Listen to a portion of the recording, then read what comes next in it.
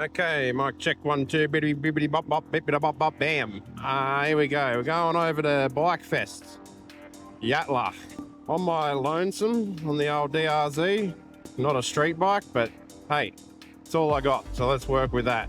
Bike Fest has a few trade stalls, some stunt bikes, some interesting stuff to do with bikes. Maybe I could make a friend. I don't know. Probably not. I'm pretty much a hermit. Don't have many friends. Nobody loves me. But yeah, we'll see where we go. Kai's told me I should make a bit of an intro. It's probably makes a bit of sense to do shit like that. Must be just the weight of me and the bike's just too light to set off the pressure sensor. I pull up. It's happened to me multiple times now. Should have learned to pull further forward so a car pulls up behind me. That car behind's probably going to be pretty pissed.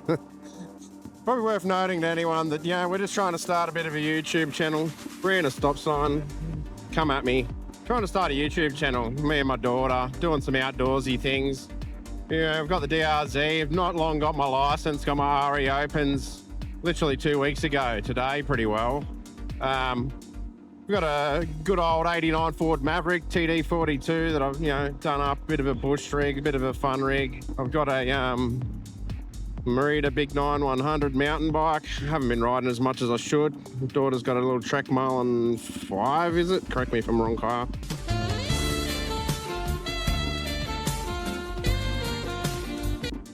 Got a little Hyundai Getz with a big ass stereo in it. I'm sure there's a lot bigger stereos out there, but it's a bit of fun. Might show a bit of content on that later on. And the Maverick. Oh, Maverick's no show truck, that's for certain. She's a bit rusty and needs some body mounts, but mechanically I've got her to a pretty good state. I'd like to think so anyway. Drives good. Good old TD with a turbo on it. Just a Maverick. It's not a Patrol, but it is a Patrol. Come out of the same factory. But, it's mine. I love it. Don't care what anyone thinks. First and foremost, I'd like to say with our channel, we don't really care what you think. In saying that, all tips and advice much appreciated. Like, we will take everything on board. If anyone wants to come for a ride with me, but I don't really care what people think. I just do my own thing. I'm not in life to impress anybody else, and neither's my daughter. Like Kaya, Jade, we're all our own people, and it's just about getting out and enjoying life. We go down a motivational speech bloody wormhole, but life is what you make it, and get out here, enjoy the outdoors to your own extent, whatever that means to you. Maybe you want to get out and do crazy hard riding or ride really fast or, do all sorts of crap. But for me, I'm happy just putting along on my old DRZ and just enjoying myself, like to my limit.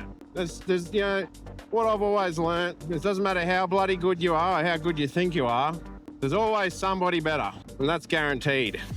There's always someone with more money, better toys, faster bikes, faster cars, a more modded out friggin' Patrol or Land Cruiser. You can say Land Cruisers are better, fuck TDs, this and that. I don't know, just get out and enjoy yourself. Stop hating everyone. Why is there only got to be such a competition? Let's go, DRZ. I guess they call these things slow, they're a dirt turtle and they're heavy. They are, okay? I'm not going to deny that they're not. But what they bring is lots of joy. I don't care what anyone says. If you're always in the shed servicing your bike, fixing shit, putting fuel in it, that's not fun. That's not fun. Can we all agree that it's not fun to be constantly spending money on just mundane things like servicing? We want to do mods. We want to get out there and ride them. You sit in the shed and you're always fixing shit.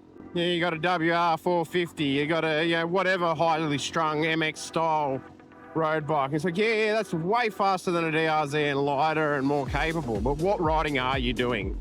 If you're just going, to the trail local to you and having a bit of fun, perfect. I wanted a WR450 before I bought this bike, but Luke talked me out of it, and then for a good reason. I'm nearly 40 now. I'm not interested in riding flat stick through the bush, okay?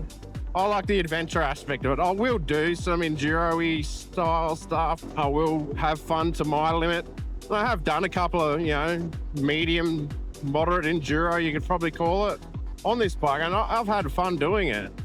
But, it comes with its risk. I've already stacked it once, had the bike on top of me. Luckily, it only bent the headlight and rant, maybe. Kyle had some weird little over the top of that. She's funny. Got to give props to Kai doing all the edits for me. I'm hopeless editing. I could probably give it a go, but I get over it halfway through. That kid has some drive when it comes to edits and photos and editing and all sorts of crap like that. Kid's creative. I'm not. I'm willing to go out and whack a camera on and press play and record and whatever you got to do to try and talk some shit, make some content. About all I can do. So far, so good. Weather's not too bad. Sun's peeking through, so I walk around like a weirdo. I might not say much when I'm at the event because people are like, this weirdo thinks he's a YouTuber. I'm not a YouTuber. I'm just trying to get out, you know. It'd be nice to get some income off this, honestly. It'd be good for me family, really. Like, I'm not going to lie. I'll tell you the truth straight out. I'm a pensioner, disabled pensioner. Had issues with my knee for years. So I can't really be on it too long. We'll find riding bikes and things. Like, that's good exercise for it, actually. Push bikes and motorbikes. But standing around on hard surfaces all day, not for me. I'm not sort of a person that can sit on a computer 24/7. My mind needs more motivation than just simple mundane jobs. But I'm also high functioning, autism, as you could say. I'm not afraid to tell anyone. It is what it is. It is who I am. I've been diagnosed since I was a kid. 7 years old, they thought I had ADD. You know, I had OCD and everything to go with it. It was pumped full of Ritalin and whatnot as a kid. Growth hormones, because the Ritalin stunted me growth. Bloody wasn't growing properly, like Kia Tasman. Yeah, and, you know, it is what it is. Life is what you make it from here on in. But we do struggle with money. It'd been awesome to get the channel going. Like it just, I could, like my best mate Grant says, you can talk the ears off a deaf person. And other people tell me I can talk underwater. Well, hey, if someone's willing to listen, maybe you'll learn something. Maybe you'll be motivated. Maybe, I don't know. You stay there, please. Here, Greenbank Military Australian Army Depot, Greenbank. Much respect to those that go out and risk their lives for our country. My brother's one of them. I couldn't do the things he does. Not built like that. And I appreciate anyone that does though. What you looking at? Yeah. I've got a car on my ass now as I'm trying to slow down. If this channel grows, I will make a promise and an ode, whatever you want to call it now. If this channel grows to good lengths, I'm definitely getting a drift car. One thing I did do, I got into drifting a bit.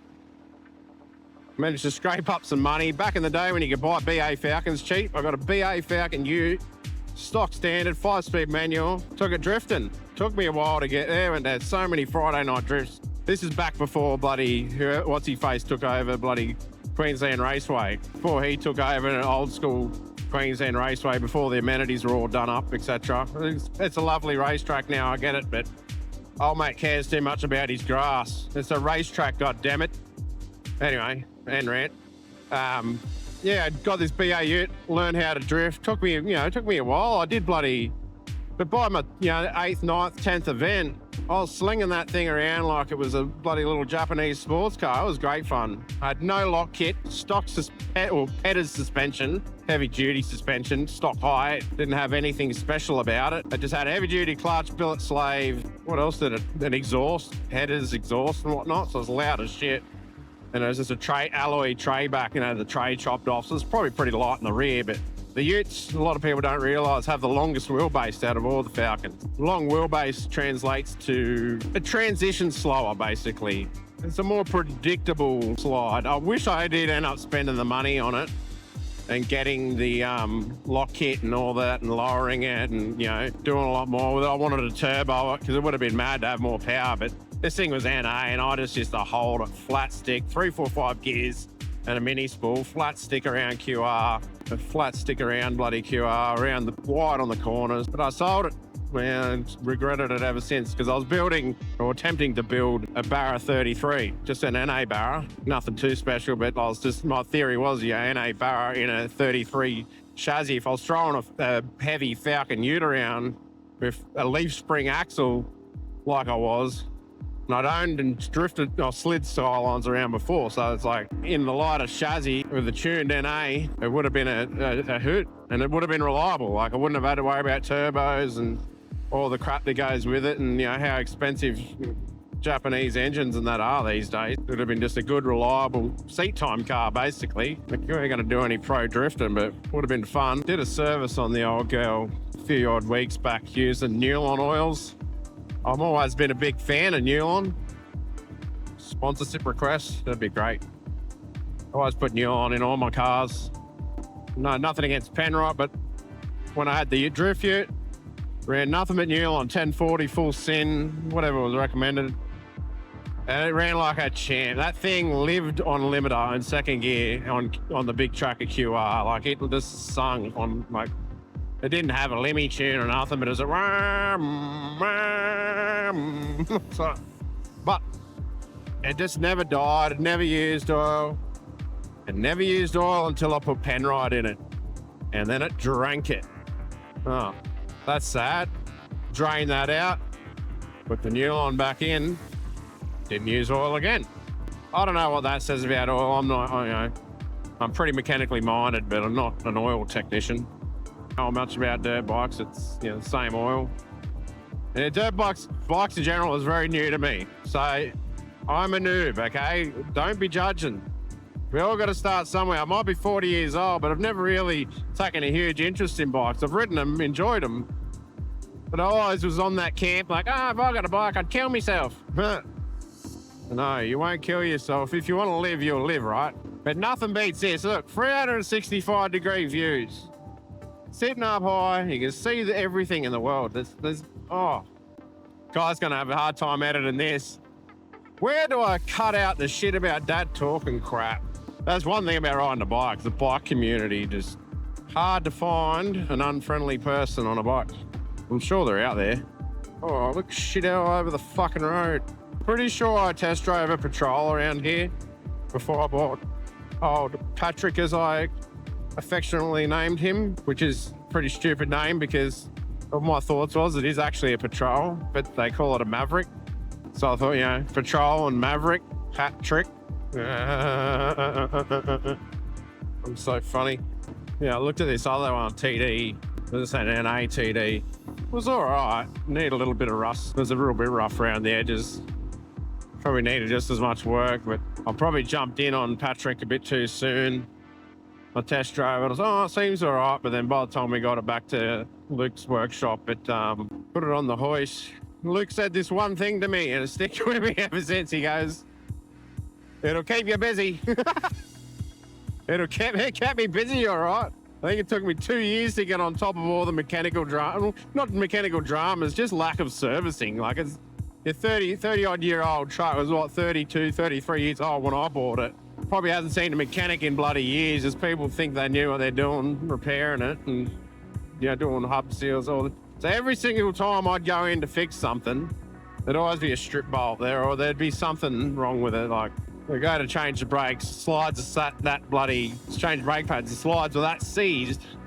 You couldn't, there was no freeing them. It was like, well, you got to buy new calipers. I'm always the sort of person too. I've always said if I become famous or rich, won a lotto, anything, you know, like, I'm the sort of person to bring up, like Cletus. I love Cletus for his attitude. Like, he's such a genuinely nice bloke. And look, he's gone aboard his mates all sick burnout cars and everything. He's not just out in it for himself. He's trying to bring his mates up, his family, his brother, everyone. And that's how I'd be too, honestly. If I got any sort of fame, I'd be getting Kaya a bike, you know, be making sure Grant's hot rod, you know, I'll do a feature on that, and we'll get some engine parts and stuff that going, and get in the shed and help him with that. Like, we could do a bit of everything here. It's going to take people to fucking subscribe. Like and subscribe, people.